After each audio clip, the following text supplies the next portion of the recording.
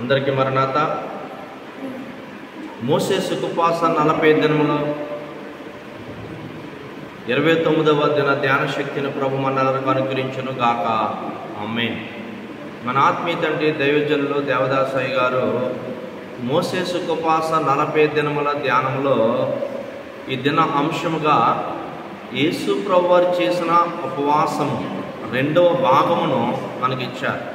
మత్తయి సువార్త 4వ అధ్యాయంలో మొదటి 2 వచనాలు చూసుకుంటే, పరిశుద్ధాత్మ తండ్రి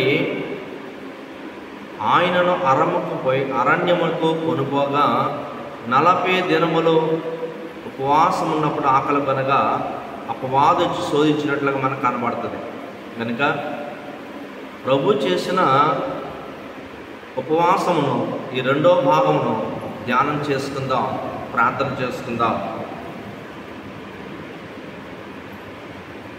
తండ్రి, ఈ బలహీన మానవ శరీరమును ధరించుకుని బలమైన ఉపవాసము చేసిన తండ్రి, నీ దీక్ష పట్టుదల ఎదుట సాష్టాంగ పడుచున్నాము. మా మీదున్న ప్రేమ చేత నీవు అన్నిటినీ సహించి జయించినావు గనక వందనములు. మేమును నీ మాదిరిని అవలంబించి నీ వల్లే జయించుటకు మాకు కావలసిన మనోనిదాన ధ్యానమును అనుగ్రహించుము. ఈ సమయమును నీ సమయముగా చేసుకొని తండ్రి ప్రభువా మమ్మలను నడిపించమని యేసుకిచ్చిన వాక్శక్తిని బట్టి, దాసుకిచ్చిన వాక్శక్తిని బట్టి 7 ఆత్మతో ప్రభు చేసిన ఉపవాస ధ్యానము ఈ 2వ భాగమును 7 ఆత్మతో వివరించమని, వినగలిగే చెవులు, గ్రహించగలిగే హృదయాలు మందరికీ దయచేయమని యేసు నామమున ప్రార్థించుచున్నాం మా పరమ తండ్రి. ఆమేన్. వచ్చుందాం. దేవుని సన్నిధానంలో ప్రభు చేసిన ఉపవాసము 2వ భాగమును మనము ధ్యానం చేసుకుంటే, ఇక్కడ యేసుక్రీస్తు ప్రభువారు ఉపవాసములో ముఖ్యమైన అంశం ఏంటంటే అపవాది శోధించుట అన్నదాన్ని మనం ధ్యానం చేసుకోబోతున్నాం. 2వది, యేసు ప్రభు యొక్క చరిత్రలో భూమి మీద మనిషి ఉన్నాడు, మనిషి ఉండి దేవునిలో లీనమై ఉన్నాడు. ఇది చాలా విచిత్రమైన మాట. భూమి మీద యేసు ప్రభు మనిషి ఉన్నప్పటికీ దేవునిలో లీనమై ఉన్నాడు. దేవునిలో లీనమై ఉండాలంటే మనం ఎలాగా ఈ ఉపవాసాలను ధ్యానం చేయాలి అన్నదాన్ని మనం ధ్యానం చేసుకోబోతున్నాం. అనాథులు ప్రభు దేవుడు అనగా తండ్రిలో కుమారుడిగా ఉన్నాడు, కుమారుడు తండ్రిలో ఉన్నాడు, ఒకటై ఉన్నారు. ఈ విచిత్రమైన చరిత్రను మనము ఈరోజు ధ్యానం చేసుకోబోతున్నాం. ఉపవాసం అంటేనే సహవాసము, దేవునితో సహవాసము. ఇక్కడ సహవాసము కంటే ఏకమై ఉంటాం, ఏకాత్మము అయి ఉండుట ప్రాముఖ్యమై ఉన్నది. అలాగా మనం ఏకమై ఉండాలి అన్నదాన్ని మనం ధ్యానం చేసుకుంటే మనకు కనపడుతుంది. ఒకటి మనోనిదానము, ధ్యానము, గానము, స్థానము, లీనము. ఈ 5 మాటలు ధ్యానం చేసుకుంటూ మరి యేసుక్రీస్తు ప్రభువారి ఉపవాసంలో శోధింపబడుట అన్నదాన్ని కూడా మనం వివరించుకుంటూ ఈ 2 అంశాలను ధ్యానం చేసుకుంటూ మనం ముందుకెళ్దాం. శోధింపబడిన సడలని విశ్వాస వీరుడు శోధన ఉన్నప్పటికీనంట వారు సడలిపోరు. అటువంటి విశ్వాస వీరులు ఎలా ఉంటారు?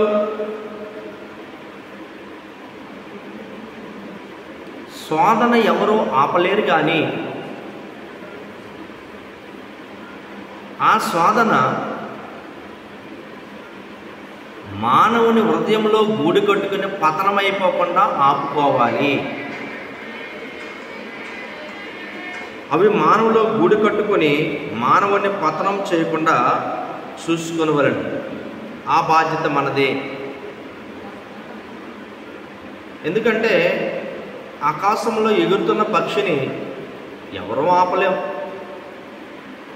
కానీ అది మన తల మీదకి వచ్చి గూడు కడతాదంటే ఆపుతామా లేదా? ఆపగలమా లేదా? అలాగే శోధన ఎవరూ ఆపలేరు, కానీ మన హృదయంలోనికి గూడు కట్టుకోకుండా మానవుని హృదయాన్ని చేరి పతనం చేయకుండా ఆపుకోగలుగుతాము.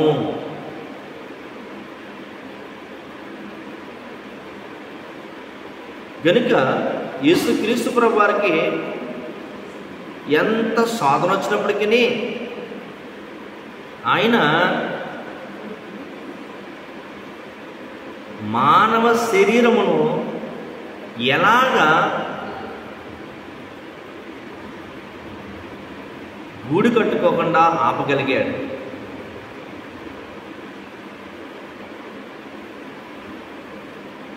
ఒకటి మనోనిదానము.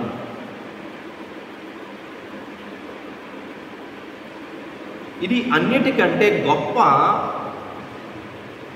విద్య. ఏంటండి ఈ విద్య అని మనము ఆలోచన చేసుకుంటే, ఇది కుదిరితే అన్నీ కుదురుతుంది. మంచి విషయాలైనా చెడు విషయాలైనా మర్చిపోవటం, మనోస్థితి కలిగి ఉండటం, మనోనేత్రము తెరుగుట, మనోప్రార్థన చేయుట,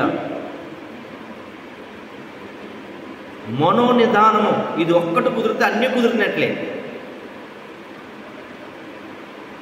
ప్రభుడు మాత్రమే తలంచుకొనుట, ఇది ఎంతో హాయి. గనుక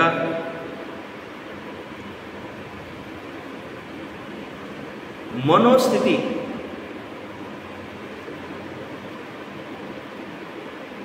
మనోనేత్రం, ఈ పాపనేత్రానికి పాప సృష్టిని దేవుడు పరిశుద్ధంగానే చేశాడు. ఆజ్ఞాతిక్రమం వల్ల ఆయన మహిమ ఉండదు. ఆయన మానవులతో ఎడబాటు కలుగుట,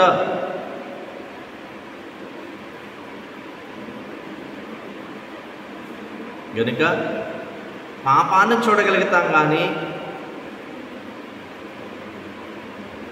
మహిమలో ఉన్న దేవుణ్ణి చూడలేం, మహిమ గల సృష్టికర్తను చూడలేం. కనుక ఈ పాపనేత్రమును మనము ముయ్యాలి, మనోనేత్రాన్ని మనం తెరవాలి. దేవదాసయ్య గారు తన కళ్ళకు గంతలు కట్టుకుని మనోనిదానం కొరకు ప్రార్థించారు. మోషే ఎలాగా ఈ పాపలోకాన్ని చూడకుండా ప్రభువుని మనోనిదానంతో 40 దినములు చూశాడు, అలాగే నేను కూడా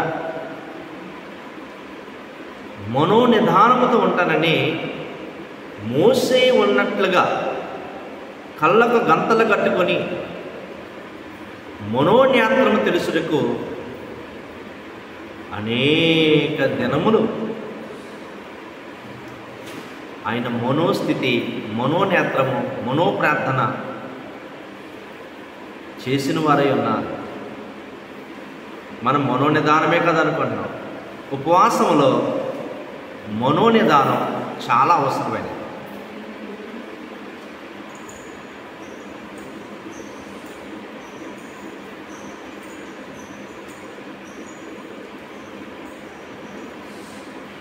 ఇక్కడ మనోనిదానము మనకు కుదిరితే అన్నీ కుదిరినట్టే. కనుక ఇది కష్టమైన పని. ఈ విద్య నేర్చుకోవాలి.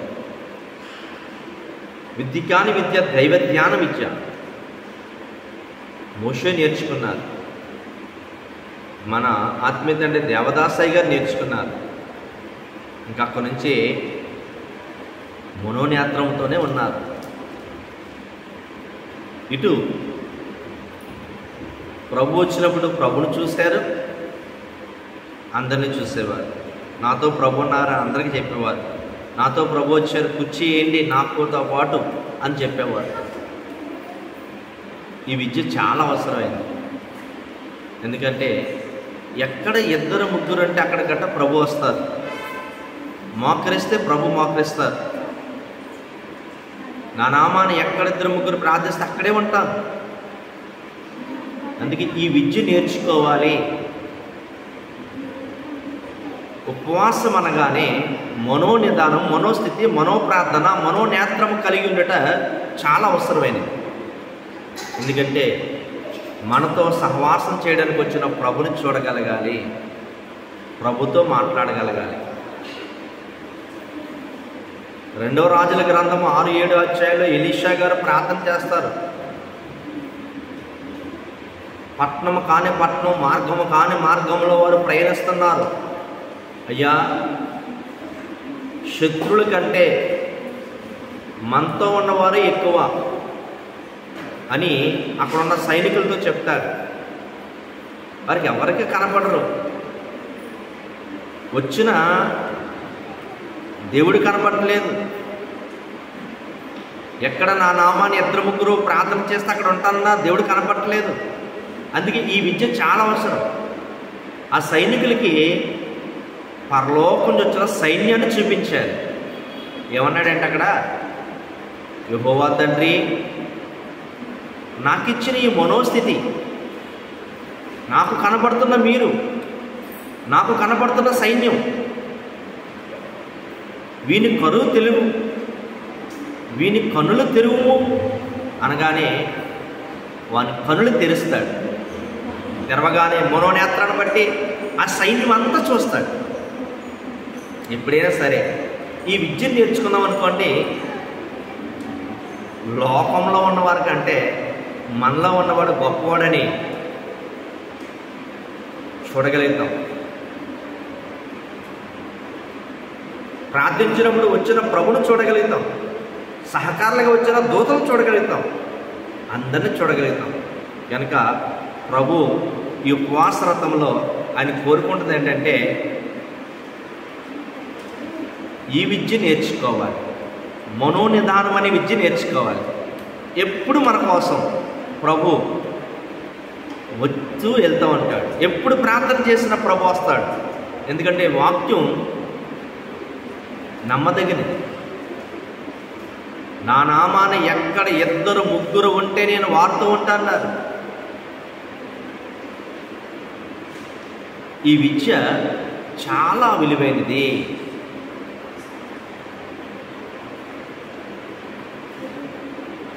అబ్రహాం తండ్రి సింధూర వృక్షం కింద కూర్చున్నప్పుడు ఎండవేళ తండ్రి కుమార పరిశుద్ధాత్మలు వస్తారు. చూసి పరిగెత్తికెళ్ళి ఆతిథ్యం ఇస్తారు, విందు చేస్తాడు. మనోస్థితి, మనోనేత్రం, మనోప్రార్థన. సొదొమ గొమొర పట్టణాలని నశింప చేయడానికి వస్తే, నేను వచ్చిన పని దాయడం ఎందుకు నీ దగ్గర, ఇదిగో ఆ పట్టణం పాపాలు బాగా పండిపోయినాయి కనుక అగ్నిగంధంతో నాశనం చేస్తానంటే అబ్రహాం గారు వెంటనే అంటారు, ప్రభువా నీతిమంతులను కూడా నువ్వు నాశనం చేస్తావా నేను రక్షించేవాడినే కానీ నశింపచేసేవాడిని కాదు అబ్రహాము. ఏంటి విషయం చెప్పంటే, ఆయన సన్నిధిలో ఆదికాండం 18 అధ్యాయం చివరి వరకు మనం చదువుకుంటే ఆయన సన్నిధిలో ఉండి మనోస్థితితో, మనోనేత్రములతో మనోప్రార్థన చేస్తూ ఉంటాడు. 50 మంది, 40 మంది, 20, 30 మంది, 20 మంది, 10 మంది అబ్రహామును విడిచి దేవుడు వెళ్ళిపోతాడు.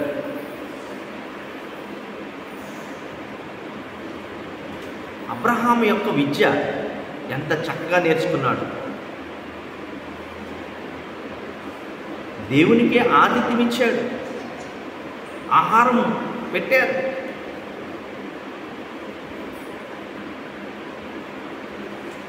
మనోస్థితి, మనోనేత్రం, మనోప్రార్థన, మనోఊహ, మనోనిధానం అనే విద్య చాలా అవసరమైంది. ఇది విద్య కాని విద్య, దైవ ధ్యాన విద్య. ఇది సంఘంలో మాత్రమే దొరుకుతుంది. ఆత్మ చెప్పుచున్న మాట చెవిగల వారు విను కాక. మనోవినికిడి,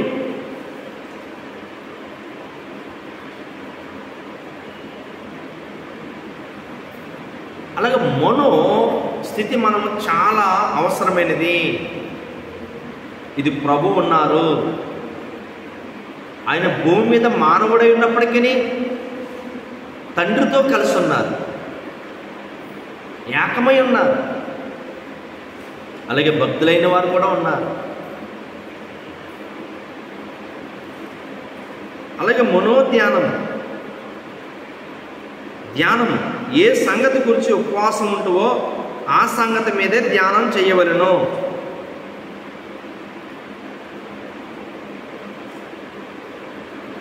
చాలామంది ఉపవాసం ఉన్నప్పుడు ఎన్ని అంశాలు పెట్టుకుంటారో. నినివే పట్టణస్థుల యొక్క ధ్యానం యోనా ప్రకటించగానే 40 దినములో ఇది నశించిపోతుంది అని ప్రకటించగానే వాళ్ళందరూ కూడా ఇక్కడి నుంచి మేము పాపం విడిచిపెడతాం, దుర్మార్గత విడిచిపెడతాం, అందరి పట్ల ప్రేమ కలిగి ఉంటాం, అందరూ ఐక్యతగా ఉంటాం, అందరూ సమాధానంగా ఉంటాం, ఈ దుష్టత్వం తీసేసుకుంటాం అని రాజు నుండి భటుల వరకు, పట్టణంలో చిన్నవారు నుండి పెద్దవారు వరకు, పశువుల నుండి పక్షుల వరకు ఒకే ఒక అంశం, ప్రభువా కీడు తప్పించు, మమ్మల్ని రక్షించు. దేవుడు ఆ అంశాన్ని విని పశ్చాత్తాపడే వారిని రక్షిస్తారు. ఎస్తేరు 3 దినాలు ఉపవాసం ఉంది. ఒకే ఒక అంశం, తన జాతిని రక్షించుకుంది. వచ్చిన చట్టమిచ్చిన అత్యాధిని ఎత్తివేసింది. ఎవ్వరు చేయలేని పని. ఒకే ఒక అంశం, నా కోసం మీరందరూ ప్రార్థన ఉండండి, నేను రాజు యొద్దకు వెళ్తాను.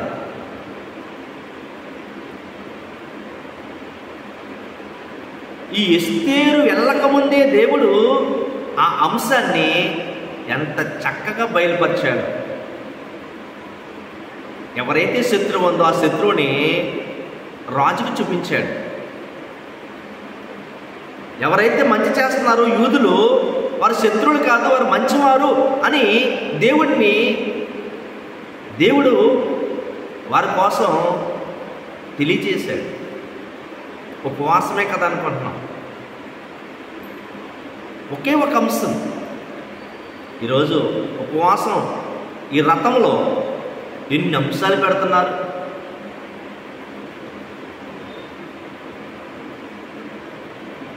ఇది నా రథం, దేవుడు చేయమన్నాడు అని చక్కగా ఏ అంశం అయితే మనం పెట్టామో ఆ అంశం మీదే మనం ఉండాలి. దాని సంగతే ధ్యానించాలి.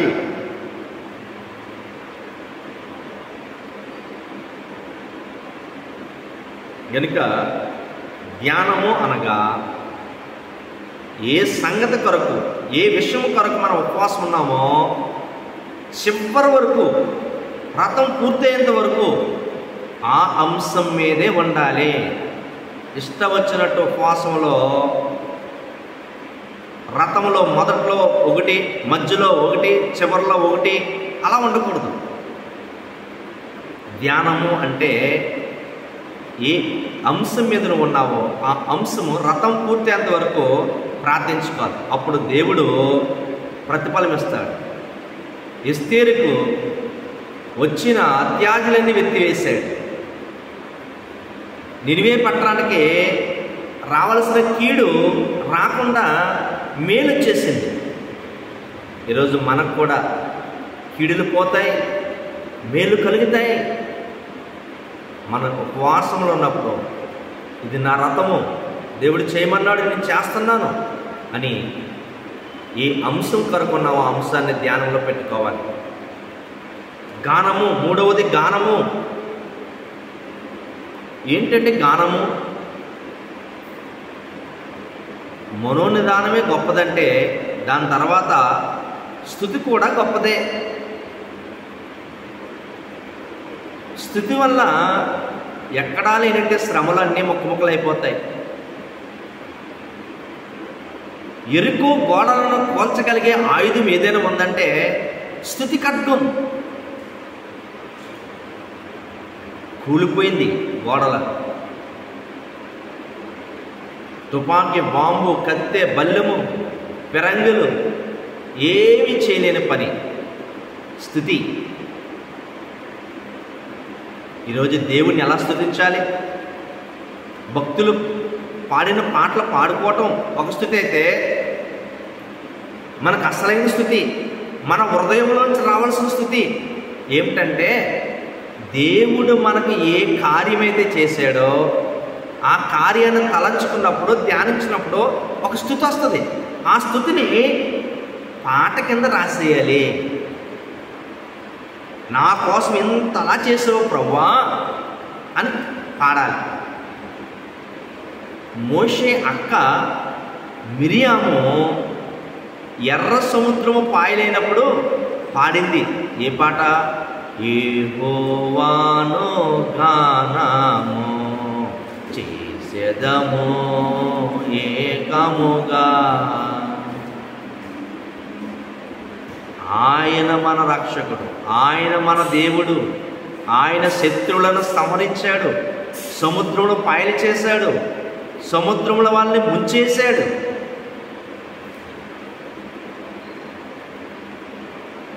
ఆయన మనకు జయమిచ్చాడు. అప్పటికప్పుడు హృదయంలో వచ్చిన స్తుతి, దేవుడు చేసిన మేలు బట్టి వచ్చిన స్థుతి ఇశ్రాయేలు పాటగా పాడారు. ఇప్పుడు మనం కూడా దేవుడు మనకి చేసిన కార్యాలను బట్టి మనం పాట పాడాలి. ఇది దైవజనుడి కోరిక. ప్రతి ఒక్కరూ దేవుడు మీకు చేసిన కార్యాలను బట్టి మీరు పాట రాయాలి. దాన్ని బట్టి నేను దేవుని కృపను బట్టి ఒక 3 పాటలు రాయగలిగాం. ఒకటి మూలవాక్యం, ఆయన మీతో చెప్పినది చేయుడి, ఆయన మీతో చెప్పినది చేయుడి, కొదివేదైనా కొరతేదైనా కష్టమైనా నష్టమైనా అసాధ్యమైనది లేనే లేదు. యేసుకి సమస్తము అన్నీ సాధ్యం. యేసయ్య చెప్పెను దేవన సయ్యగారికి బైబుల్ మిషను స్థాపించమని ప్రపంచ దేశములన్నిటికీ విస్తరించెను. రాకడకు ఎత్తబడు వధువు సంగమని ఆయన మీతో చెప్పినది చేయుడి, ఆయన మీతో చెప్పినది చేయి. దేవుడు మిషన్ అధికారులను బట్టి మనకిచ్చిన అమలాపురం మహాపట్నంలో సభలు ఆ సభల్లో ప్రత్యేకంగా దేవుడు చేసిన కార్యాన్ని బట్టి కృతజ్ఞత స్తుతి చేసినప్పుడు ఈ పాట వచ్చింది. నీళ్ళను ద్రాక్షరసంగా చేశాడు. చక్కగా హృదయంలోంచి దేవుడు చేసిన కార్యం. రెండోది, సృష్టికర్తవైన యేసయ్య మా కొరకు సృష్టిని చేసావయ్యా అన్న పాట. అలాగే మహిమ సృష్టిశాల, మహిమ సృష్టిశాల, దేవుడు చేసిన కార్యమును బట్టి హృదయంలో నుంచి వచ్చే స్థుతి. ఈ 3 పాటలను దేవుడు రాయించాడు. కనుక మన పట్ల దేవుడు చేసిన కార్యాన్ని బట్టి మనం హృదయంతో స్థుతించేవారుగా మనం ఉండాలి. కనుక స్థుతి మనోనిదానం ఎంత గొప్పదో దాని తర్వాత స్థుతి గొప్పది. ఎక్కడా లేనంటే శ్రమలన్నీ ముక్క ముక్కలు చేసేస్తుంది. అలాగే 4వది స్నానము. ఇక్కడ మనం ధ్యానం చేసుకుంటే ఉపవాసం ముందు స్నానము, ఉపవాసములో మరలా స్నానము, గదిలోకి వెళ్ళే ముందు స్నానము, గదిలోకి వెళ్ళిన తర్వాత స్నానం.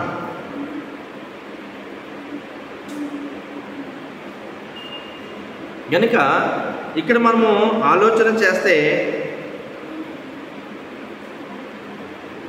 2 కనపడుతుంది, బాహ్య స్నానము, ఆత్మ స్నానం. ఉపవాసం ఉన్నప్పుడు తలంటుకొని శరీరం అంతా కూడా శుద్ధి చేసుకొని ఉతికిన బట్టలు కట్టుకొని ఉపవాసంలో పాల్గొంటాం. అది శరీర శుద్ధి. ఎప్పుడైతే ఉపవాసంలోకి వెళ్ళామో గదిలోకి వెళ్ళిన తర్వాత ప్రార్థన చేసుకునేటప్పుడు స్నానం చేయాలి, పాపములు ఒప్పుకోవాలి, ప్రభు రక్తంతో కడుక్కోవాలి. ప్రభు రక్తంతో కడిగిని మనము ఆత్మస్నానం చెయ్యాలి. ఈ ఆత్మస్నానం దేనికంటే హృదయము శుద్ధుండుటకు. హృదయ శుద్ధి గలవారు ధన్యులు, వారు దేవుని చూచెదరు. ఉపవాసమే కదా అనుకుంటున్నాం మనం. బాహ్య స్నానం ఉంది కానీ అంతరంగ స్నానం ఉందా?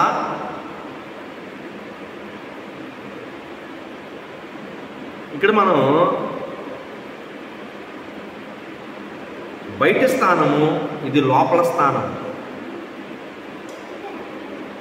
బయట స్నానం ప్రతిరోజు చేస్తాం, కానీ గదిలోకి వెళ్ళిన తర్వాత, మందిరంలోకి వెళ్ళిన తర్వాత లోపల స్నానం చేయాలి. ఆయన శిలువ రక్తంతో మనము కడగబడాలి, పాపములను కడుక్కోవాలి, విసర్జించుకోవాలి, హృదయాన్ని శుద్ధి చేసుకోవాలి. కనుక ఈ 2 స్థానాలు చాలా విలువైనవి ఉపవాసంలో. మనం ఈ 2 స్థానాలు చేయగలుగుతున్నామా? కనుక చివరిగా 5వది లీనం.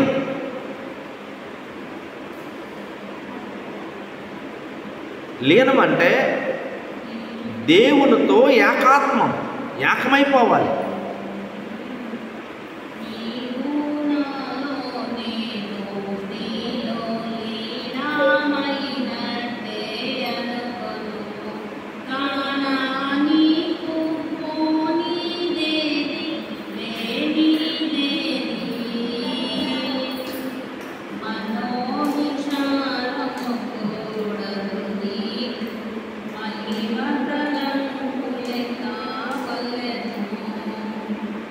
కనుక యోహాను సువార్త మనం ధ్యానం చేసుకుంటే 14వ అధ్యాయంలో కొన్ని మాటలు కనపడుతున్నాయి, చదువుకుందాం.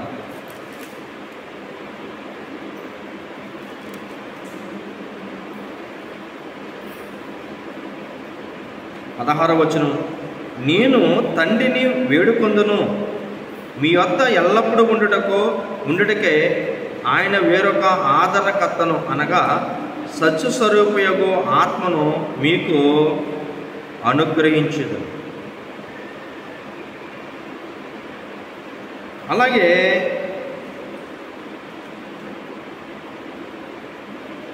23వ వచనం చదువుకుందాం.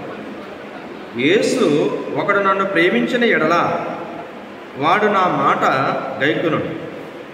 అప్పుడు నా తండ్రి వానిని ప్రేమించను. మేము వాని యొద్ద వచ్చి వాని యొద్ద నివాసము చేయుదుము. అంటే ఒక మానవుడి కోసం దేవుడు ఎంతగా ఏకమవడానికి చూస్తున్నాడో చూడండి. కానీ మానవుడి యొక్క ఎలా ఉన్నాడు? ఏది మనోనిదానము, ఏది ధ్యానము, ఏది గానము, ఏది లీనము, ఏది స్నానము. ఒక మనిషి దేవుడు చూడాలని ఎంత ఆతురగా ఉన్నాడో దేవుడు కూడా చాలా ఆశగా ఉన్నాడు. మనసులో నేను లీనమైపోతాను, నేను మనసులోనే ఉంటాను. ఇశ్రాయేలు ప్రజలకు కరుణాపీఠం వేశాడు, సాక్షిపు మందసం, నేను దాని మీద కూర్చుంటాను, ఒక పెట్టి చేయండి అన్నాడు. ఈరోజు ప్రతి ఆరాధనలో మొదటి కుర్చీ దేవునికి వేయాలి. ఇశ్రాయేలు ప్రజల చరిత్ర చూసినప్పటి నుంచి ఫస్ట్ దేవుడు మన దగ్గరకు వస్తున్నాడు. అందుకే యోహాను సువార్త 17వ అధ్యాయం చూస్తే, తండ్రి నేను పరలోకంలో ఉన్నప్పుడు ఎలాగ ఏకమై ఉన్నామో ఇప్పుడు కూడా నా మహిమ వారికి ఇచ్చాను, మరలా నీ మహిమిస్తే